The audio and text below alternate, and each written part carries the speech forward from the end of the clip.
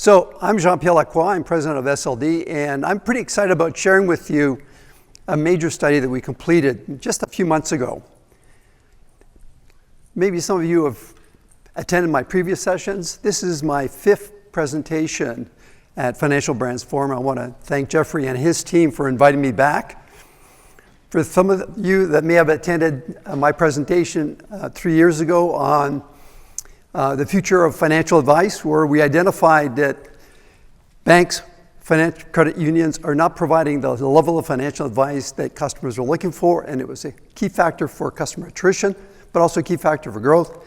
Last year I was on stage presenting how important it is to make commitments to the community and the importance of community banks and what strategies can community banks leverage to build loyalty through activation within the community.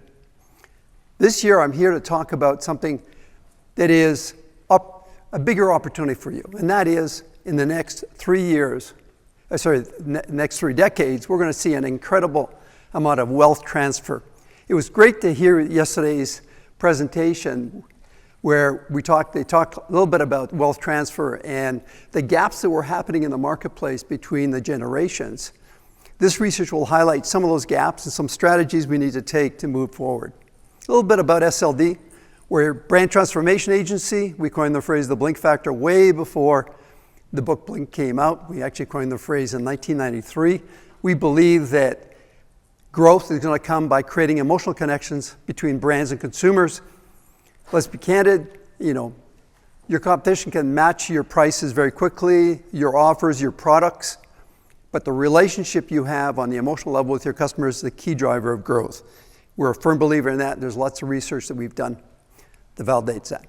So there's $124 trillion that's going to change hands in the next 30 years.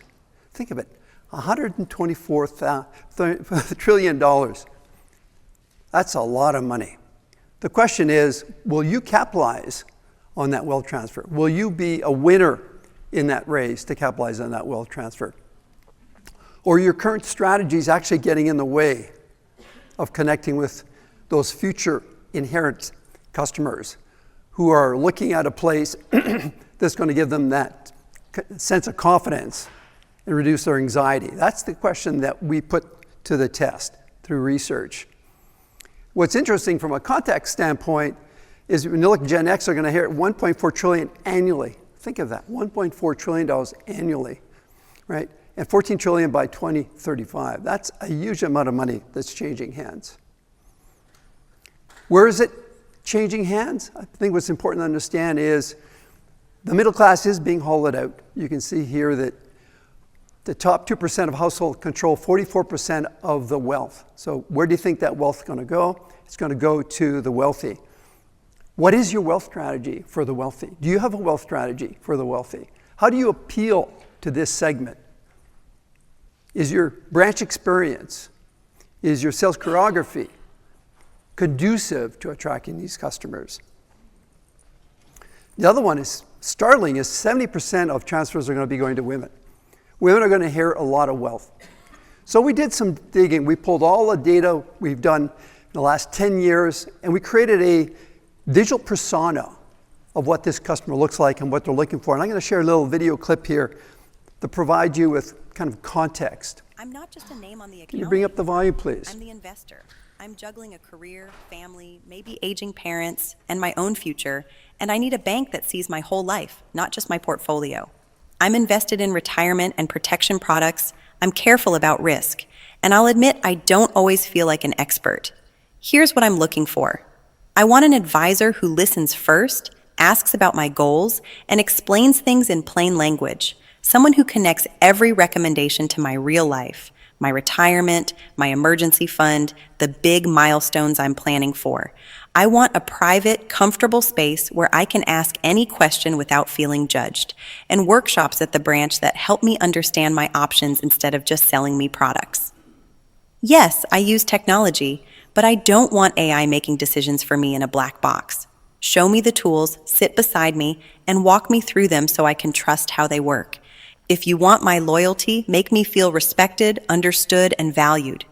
Give me great, transparent advice in a welcoming environment that reflects how important my money and my time really are. Do that, and I won't just stay with you. I'll move more of my wealth to you, and I'll tell other women to do the same. If I interviewed your women customers in your financial institutions as they were walking out, having a meeting with a wealth advisor or a financial planner, would they say this? Would the statements hold true for your female customers in your institutions? Because that's what they're looking for. So the ask was, what is the role of the branch, the physical asset, in driving investment growth? That's the question we asked. We went to 1,600 investors, consumers who make investments, and we also talked to you, 750 bankers. We want to understand, are the insights aligning how bankers, financial institutions, credit unions view wealth and their customers' wealth needs versus what the customers are looking for? One of the startling facts is this, that when we asked, are you happy with your financial advice, your financial planners, where you do your investments? And 88% said, yes, we're happy. But then we said, are you looking at switching or moving your business? 47% they're moving the business. So it's kind of a contradiction. They're happy, but they're looking at moving. And there are key factors that I'm going to share with you why that is happening and how you can mitigate those risks. Because the growth isn't going to come from better apps, better technology. That's not what they're looking for, because it's become table stakes. Your digital transformation journey started 10 years ago, and everyone, yes, some of you are at different stages of the digital transformation, and now with AI, it's changing a lot of that, adding more challenges, but the reality, you're all on that journey, and one app versus another app, they're about equal in the eyes of customers. But what isn't equal is the experience and how you make them feel. How are you making your customers feel when they're coming into your physical spaces, when they're interacting with your wealth advisors? How are you making them feel? Are they feeling a high level of anxiety, a lot of confusion?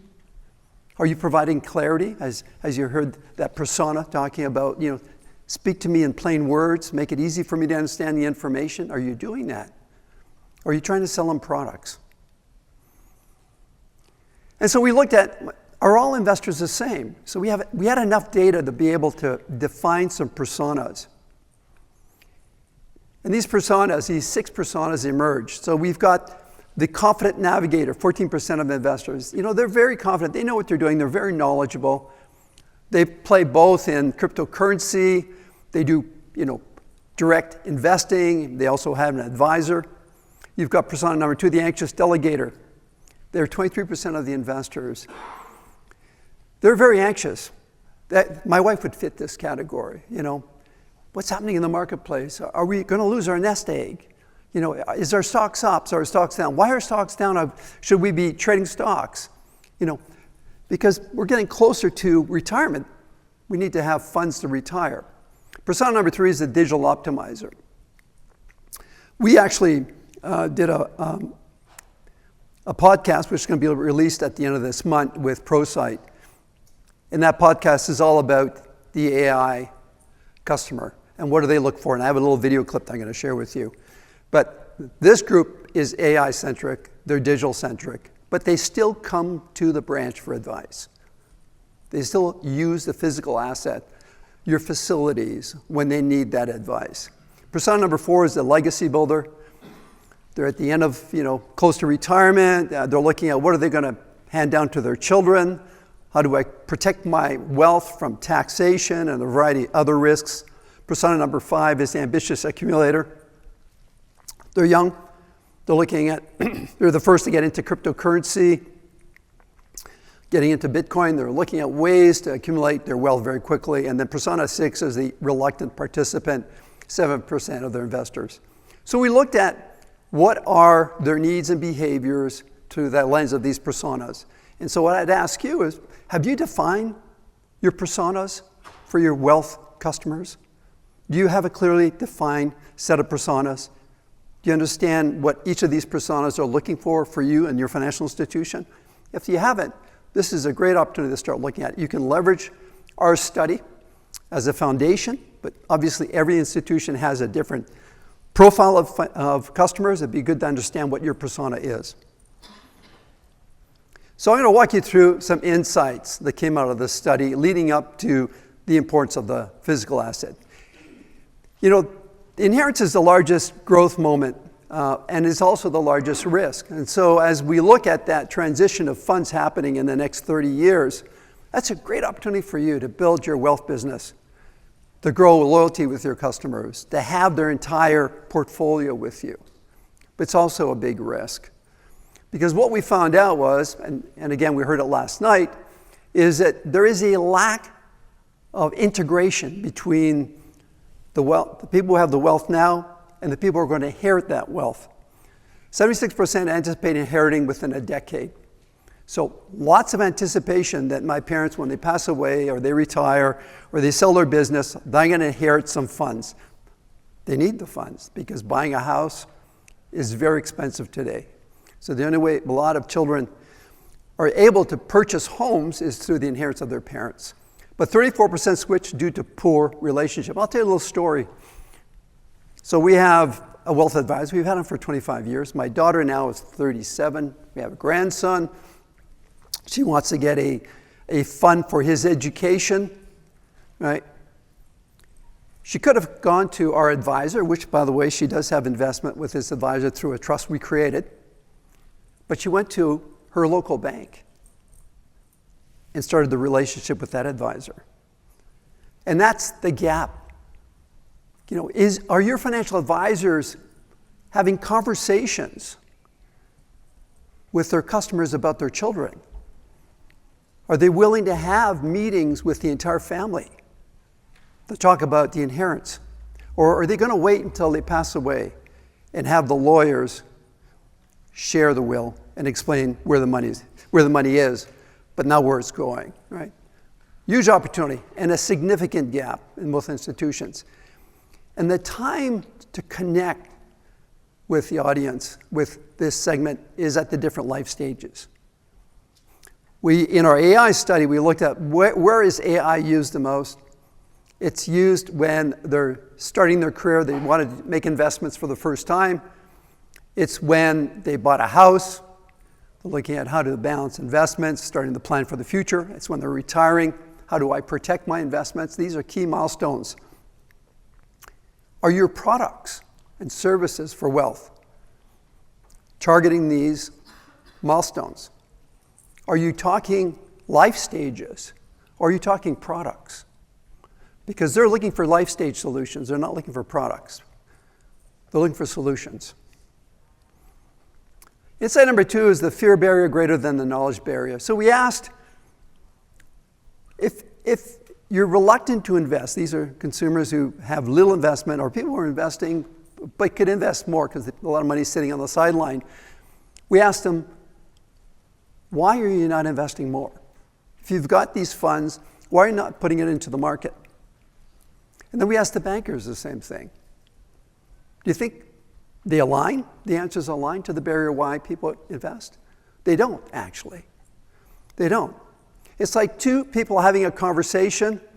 We all had them, where somebody's talking to you and you go, they really don't know who I am. They really don't know what I need, what's motivating me, right? They're talking products to me. So from a banker perspective, 23% said the barrier to investing is knowledge. If we gave them more knowledge, we made them smarter, they'd invest more. Yeah, maybe, but not. Because what's driving the barrier for customers is the fear of the unknown, the fear of risk. Until you solve their anxieties, you can't sell them products. Until you understand what's driving their fears, they're not going to be listening to you. Because in their mind, they're going to go, this is more risk. They didn't explain to me how to overcome my fears. So there's a conflict here. How you communicate, your messaging, your marketing play an important role. And on the flip side, what's the retention factor? How do we retain customers? Brand loyalty. So building credibility for your brand is really, really important.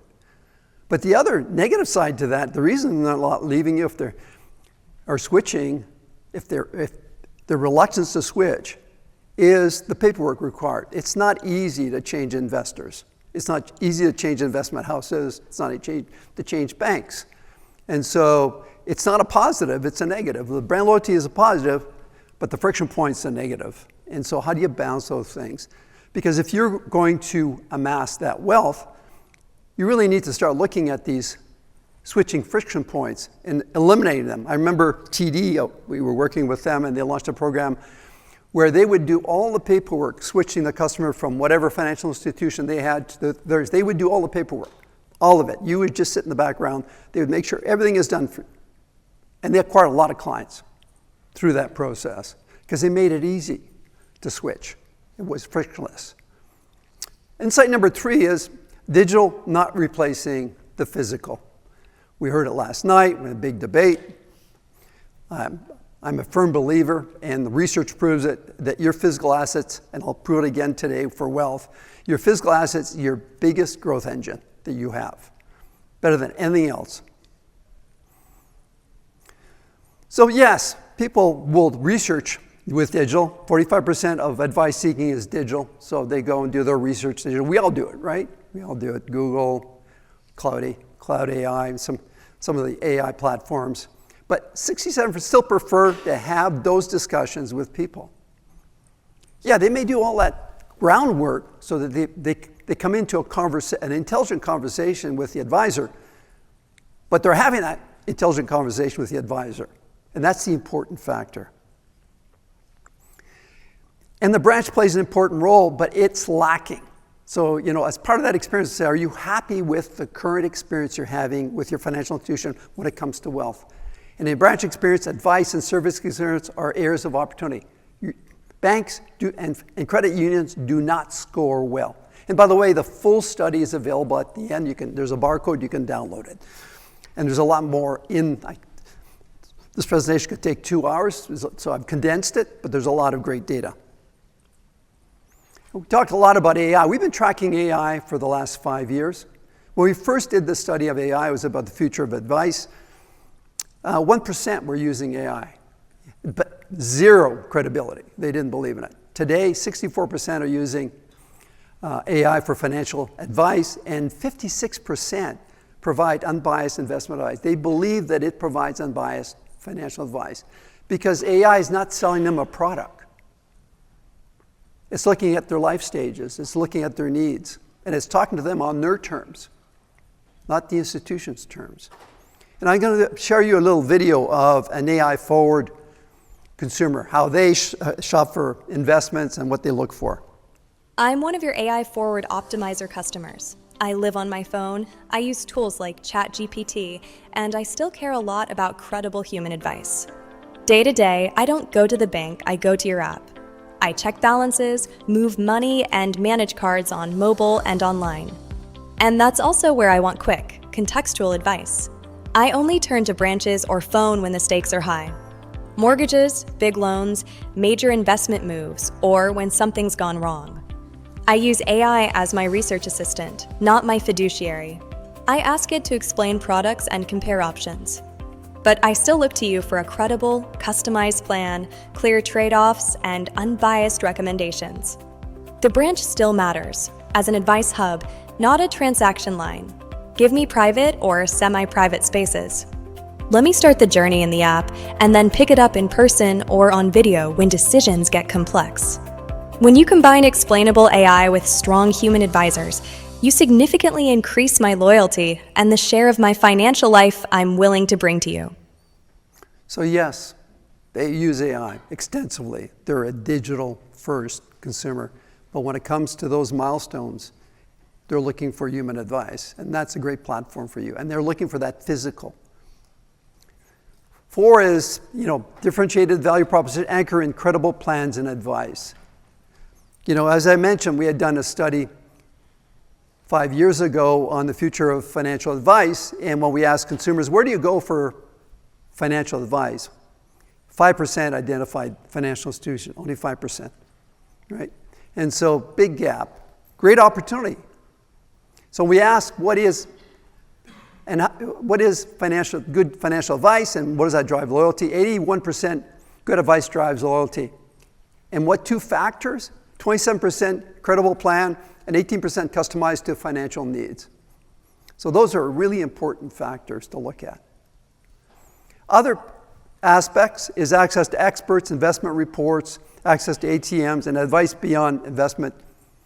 It was interesting that ATM showed up in the study because we looked at what's the physical experience, what are the things that are must-have when you're considering wealth.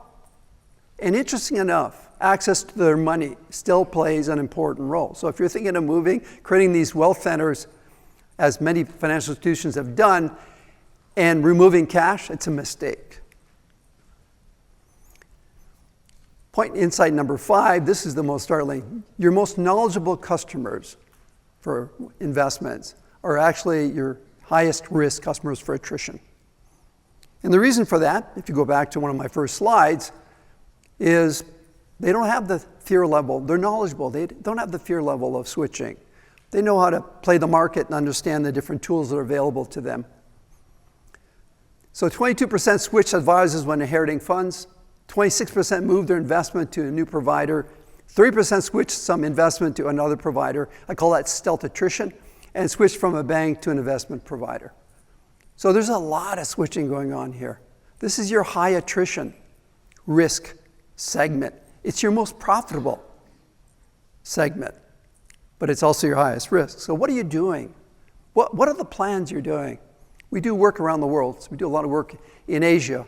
Their level of strategy for wealth advisor, for wealth, is on a different planet. I mean, the experience that those customers have for wealth, there's nowhere in North America that you can compare it to.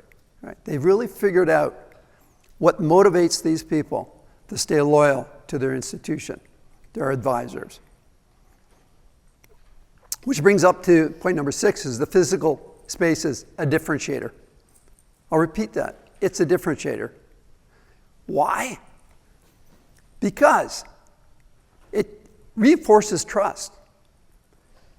You know, people are investing their future retirement funds or the legacy to their children.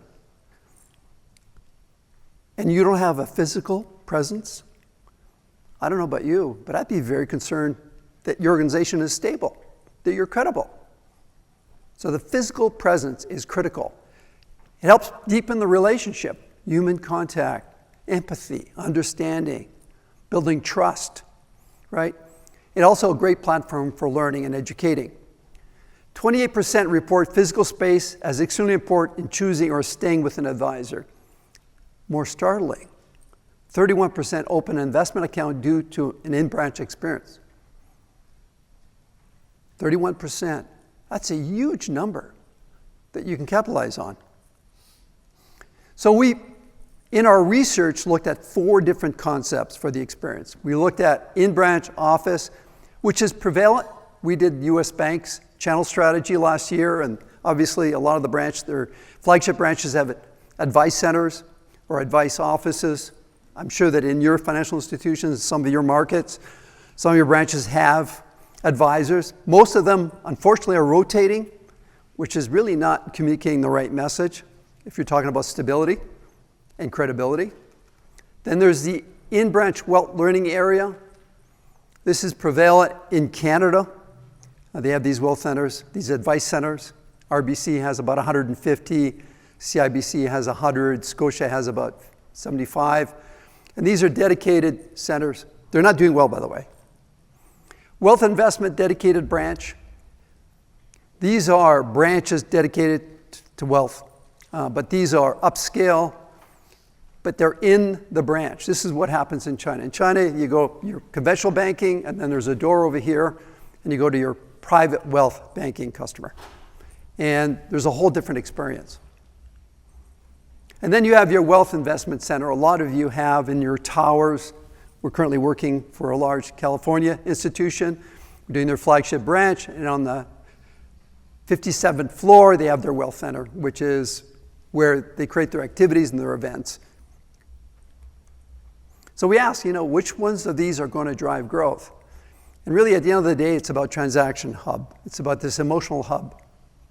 We looked at the personas, and we looked at which concept.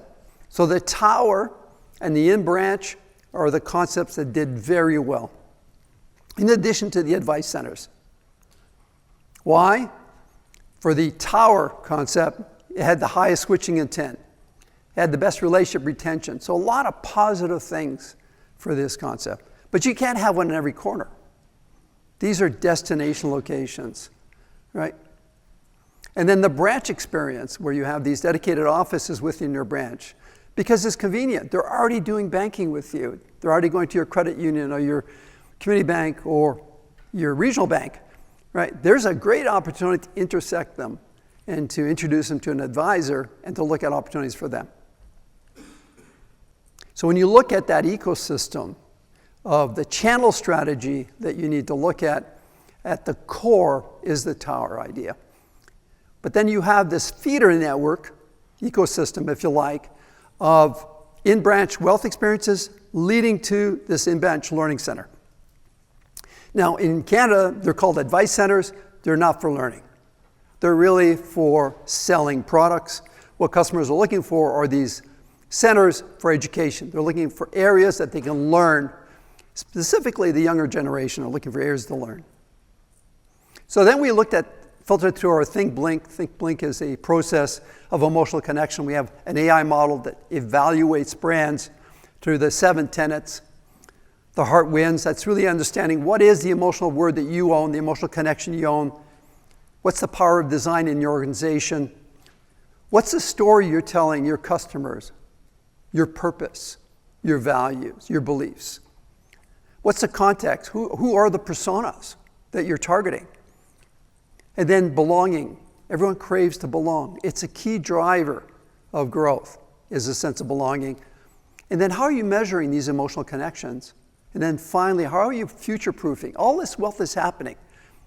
You can't convert all your branches that quickly to appeal. What are the strategies you need to take? So I've laid them out here. Reframe the value proposition from functional to emotional. Talk to their fear. Put their mind at ease, that they don't have to worry. Create visual metaphors of the wealth journey. Understand that they're on a journey, and you're there to help them on their journey. Leading with the emotive, compelling story. How you've helped other people in the neighborhood, in the community. Implement behavioral persona segmentation. You saw the one we shared on the screen. What is your persona? It helps your sales team, your wealth advisor understand who are these customers and understand that their needs are different. They're not just one homogeneous group of customers because of their age. Right? They have very unique, specific needs and products that meet them. Build investor communities on shared values. Right? Create these communities, these networks. Create emotional engagement dashboards. So evaluate how is your brand connecting emotionally. And the beauty today with technology, there's tons of tools available for you to evaluate. One of our clients, everything is filtered through emotional equities. Yeah, rational things are important, but everything they'll look at is through a filter of emotion equities. Development AI. So if you're to look at a plan, year 1, really conduct equity on what emotional equity do you own for your wealth advisors and your wealth customers. Pilot concept D, which is the tower. Look at how do you leverage that. Then move on to roll out concept B. Look at how do you create these learning hubs in your community that really confirm that you're in the wealth advice business and that your advice is centered around the customer needs, not your needs. And obviously year 3 is optimize AI and some of the other elements. So I'm just going to wrap it up here. I'm going to open up for some questions. And for the first 3 people who are brave enough to ask me some questions, I have my book. On the right-hand side is the downloadable study. And if you want even more tables or segmentation of the data, we're happy to do that for you. And then you can follow me on LinkedIn, where you can see the AI presentation on the AI customer and also on women and a variety of other white papers. So I'm just going to open up now to the room. Does anybody have any questions? Yeah, gentlemen. What do you attribute the 70% of transfer to women specifically? Is that a function of life expectancy and widows, or is it something different for a younger generation? It's a study that JP Morgan Chase did last year. It's public, so you can check it out on JP Morgan Chase. And it is the fact that women have a longer life expectancy than men. More women are being born, hence it's a natural progression of life that you're going to see more women inherit the funds. Anybody else have a question? I got 2 more books. Yep. We have a pretty hard focus right now on attracting Gen Z, and one of our strategies is to look long term, so kind of in this area, so we don't have to kind of work in 20 years when they are inheriting some of these things. What do you think are a couple of things, maybe Gen Z, that those younger generations specific, that we could focus on to let them start educating themselves through us? So the question is, they have a program for Gen Zs that are around wealth investment that is a kind of 20-year play and looking at what are the activities and strategies we need to do to drive that. Well, interesting enough, there's a recent article in the news that Gen Zs are becoming heavy investors in Bitcoin and a lot of the non-traditional investment tools. So I would say to you, understand where they're investing now and why, and then just amplify it.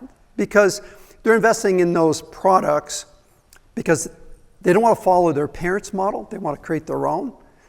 And if you're there to provide them the advice on the products that they're looking to invest in, then you become an expert. And you become an expert at the beginning of their journey. And as they inherit those funds, you'll have built that relationship, that continuity that is lacking today in the marketplace. Great question. Anybody else have a question? Yeah, great. Here you go. Yeah? Feel that smaller banks that don't have a specific wealth business line can sort of position themselves to take advantage of some of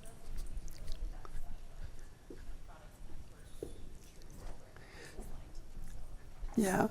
So the question is, if we're a small financial institution, are we still able to provide those services, products, right, or experience?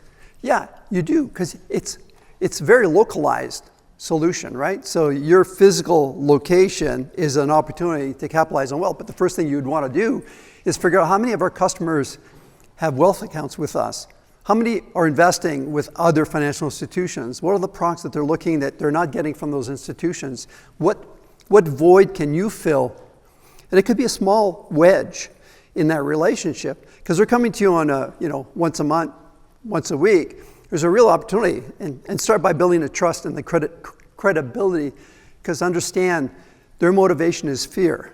So if they feel that you're not competent or not credible, there's no way that you're going to be able to sell them anything. Thank you. Any other questions? I'm out of books, but yeah, go ahead. Do you have any creative examples of ways that banks can cross that threshold and get to work with the families and get to know their children? I saw workshops was one of the things, but anything that you've seen has worked, because it would be great to get to know them before it is, they pass and then just with the lawyers. Anything you've seen that's worked well? Yes, it's a financial orientation meeting between, and this is the challenge, is, are the parents willing to share the inheritance that they're going to give their children? A lot of parents are reluctant to share how much their kids are going to inherit. So it's breaking down and understanding what are those barriers of sharing, and then developing a plan and allowing that advisor to build that relationship with that customer and his children. And typically, the life stage is a great moment for that. So as they're going to university, they're planning to go to university, you've got funds for that, investment funds for education. There's a great time to connect with them then. Bring the customer in with his children, talk about the plans, build a relationship, and then continually build that relationship with the siblings. Very often you have that meeting, the wealth advisors have that meeting, and then they forget them, right? It's about building relationship. There's also a digital tool that's actually solving all of this. Great. Called Page. So if you're interested in learning more, just find me. I'm a pregnant lady swarming around. There you go. Yeah. But we're a digital tool that helps with all Yeah, where there's a need, there's a tool that's out in the marketplace. And there's more. I'm sure there's more tools. But again, have a plan. Look at what's available. But it's that idea. But at the end of the day, they want relationships with people. I'll wrap it up now. Thank you very much for coming. I found your way up here. Thank you.